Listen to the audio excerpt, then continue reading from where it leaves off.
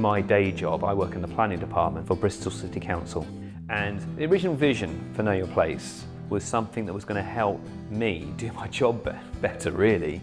Because if I'm thinking about what the future of the city is going to be like, I need to know what's important there now and what's from the past and what's there in the present before we can look at what we're changing in the city.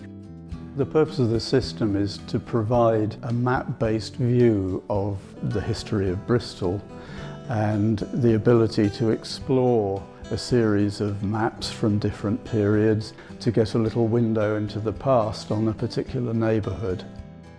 You see two different maps at one time so that you can slide a bar across the screen to very quickly see how the city appeared at two different points in history.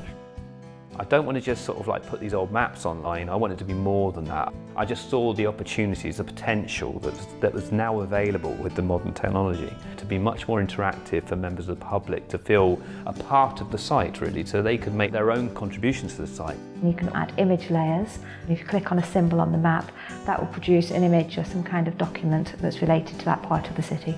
Mostly images from the archives, but it's also trying to encourage members of the public to share their understanding of where they live, their neighbourhoods, their houses, their family history.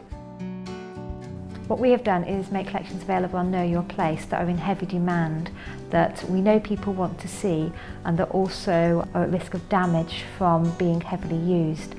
So, for example, there's a really fascinating set of images of Bristol that show the bomb damage that was suffered during the Second World War. By making them available on Know Your Place, lots of people can access them, whilst at the same time we're protecting the original photographs because they're not being handled all the time. What's more, you don't have to come into the city archives to do this. You can do it from your own home or your office or wherever you happen to be. It's been used by a huge range of people these days. I'm really surprised if a planning application comes in and it doesn't reference Know Your Place.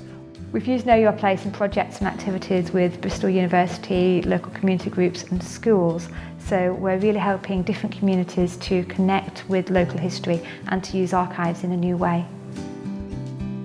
Know Your Place is a success already in Bristol, and our neighbouring authorities were very interested. Well, could we replicate that for our authority? So we started to work and discuss this with them. It's led to the creation of a Know Your Place for 7 different authorities, with the most recent one being Devon. It is just going to grow and grow.